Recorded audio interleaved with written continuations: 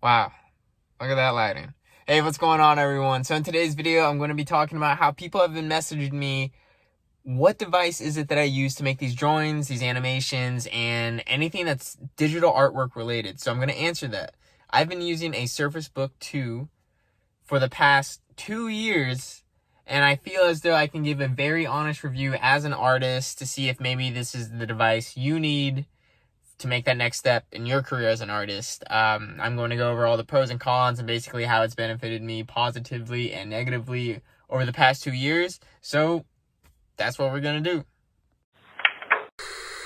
Yeah, I'd watch that. So, right away we can see that the Surface comes in a sleek box. The packaging is really nice and the top piece glides right off. In the box itself we have a Surface Book 2 and charging cables. If you're working during the day or working late nights, one of my favorite features is the illuminating glow from the keyboard.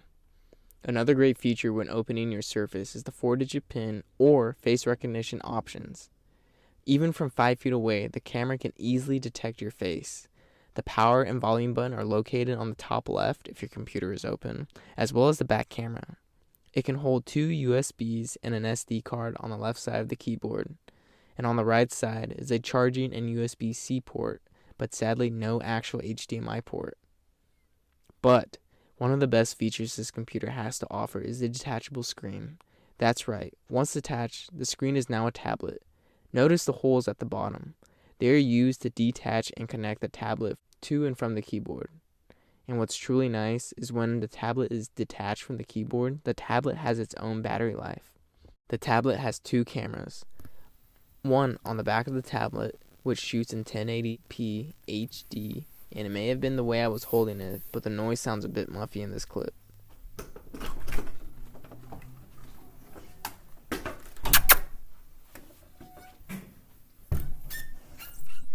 The front camera on the tablet also shoots in 1080p HD and zooms in a lot more than I would have thought.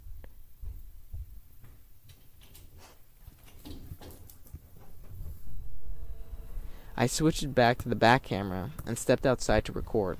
Overall, the quality of the cameras exceeded my expectations when purchasing this laptop. And honestly, I think it's so cool how much it can zoom in for just a laptop camera.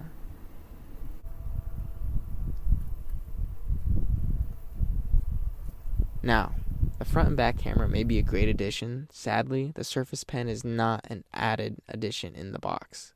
You'll have to purchase the pen separately, and you can usually find them anywhere from $70 to $100. Once purchased, the magnet on the Surface Pen allows it to stick on either side of the tablet. The pen can stick on the keyboard near the mouse pad, but seems unnecessary. The next thing on my list is necessary. If you are to utilize this computer for its full potential, holding down the detach button, then flipping and reattaching the tablet screen away from you, allows you to get the most of both your batteries for a long drawing session. When in tablet mode, programs like Krita are easily usable without the use of your keyboard. The screen itself has a 15-inch display, a resolution of 3240 by 2160, 260 ppi, and a 10-point multi-touch G5. Honestly, I have no idea what that means. But all I know is I can zoom in and get extremely detailed with all my digital artwork, as well as enjoy movies in amazing quality. One thing that I consider to be of poor quality is the lack of resistance on the screen when in tablet mode. When I'm drawing, I don't have to apply too much pressure for the screen to fold back. Even when I lightly press on the screen, it's pretty flimsy and bounces around a lot. I was surprised Microsoft didn't have a solution for this, so I had to use my brain. Eraser, and also my drawing tool. I have to put one of the two in this little nook. This allows the screen to fold all the way back, but also always be careful to take whatever it is you put back there out, so that way you don't break anything. Speaking of not breaking anything, check out this earthquake. Notice how the Surface stays in the same spot despite resting on a declined desk. And I now have to apply a bit of force to make the laptop slide down. This was made possible because of the constant overheating of my prolonged drawing sessions.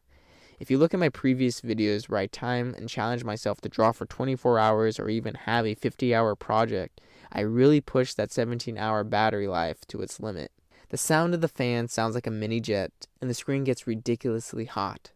Unfortunately, drawing for excessive amounts of time shortened my battery life and ruined the grips at the bottom of my laptop. It wasn't grippy to start with, so on the plus side, the exposed glue holds a laptop in place and can possibly withhold a decent earthquake. Sadly, I can only draw for about 4 to 5 hours before I have to plug it back in. I can write about 7 to 10 hours straight, but I can no longer work, draw, or write for 17 hours straight. But if you thought the battery life was bad, check out the charger the Surface came with. Like, what even is this thing? One of the cords is unnecessarily shorter than the other, and the charger itself is bulky. Yes, overall the whole cord is really long.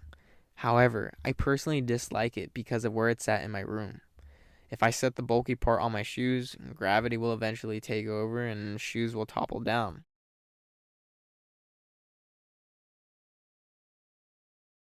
Because of the awkward size of the box, it doesn't fit on my desk comfortably. Thankfully, because of the length of the overall charger, I'm able to wrap it around snugly, but charging it at a friend's house or anywhere else inside my own house is a hassle. What makes up for the awkward charger are the USB ports that make attaching things like my Q9 microphone a breeze. Simply plug in the mic to the USB ports and open up Audacity and start recording.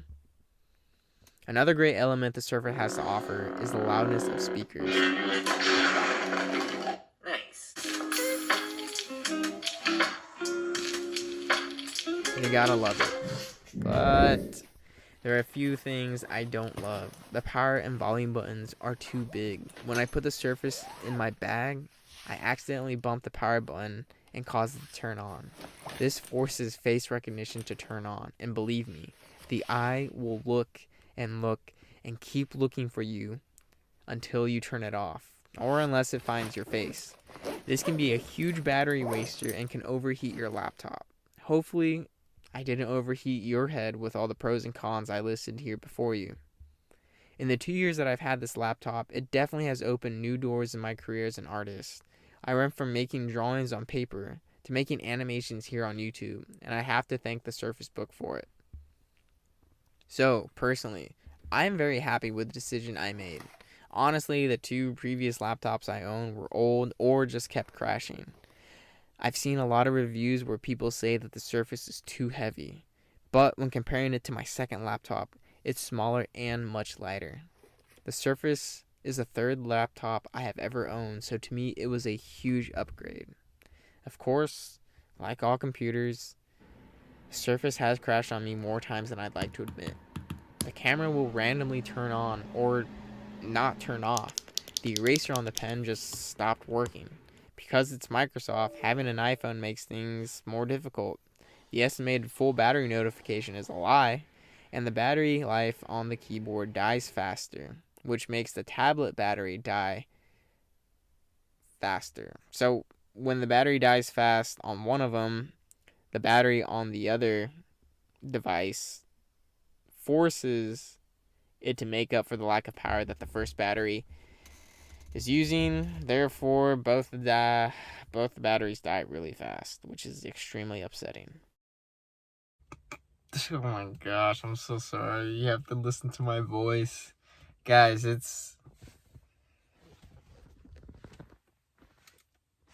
don't know if you saw the time, but it's 9:04. I haven't slept yet. I apologize for how raspy it doesn't even sound raspy. It just sounds horrible. I look tired. Dang, I am tired. So, long story short, the reason I purchased the Surface Book was because I saw it as the best of both worlds. You know, I definitely see iPads and Wacom tablets as the go-to for artists when they want an art device. But because I was still in college, I was in desperate need of a new laptop. My previous laptop, the Dell, the big one, just kept crashing and crashing and crashing. I kept spending money to fix it, but it didn't matter. And so I saw the Surface Book as best of both worlds because I could, surf the web, do my homework, right, and once I was done doing all my stuff, then I could just turn into tablet mode and I could just like start drawing. So I thought that was amazing. And I hate to admit, but the price was $3,500 for the computer itself. Luckily, it was on sale, and I was able to get a couple $100 off, but I got the 3-year protection plan, and that itself ended up making it go just a little bit over $3,500 again. So hopefully I gave enough information to where if you were debating about wanting to get this or not get this, I could at least ease your mind to go one or the other ways. Yeah.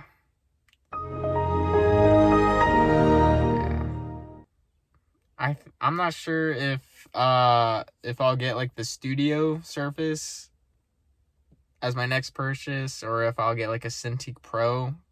I'm leaning more towards that, and then just keeping this laptop for myself for consistent personal use. But we'll see. Just taking it one day at a time, like a sandwich. Because I don't know if you know this, but if you eat a sandwich all at once, you'll probably choke and die. So it's just better to eat it one bite at a time. Okay, I'm going to bed. Good night.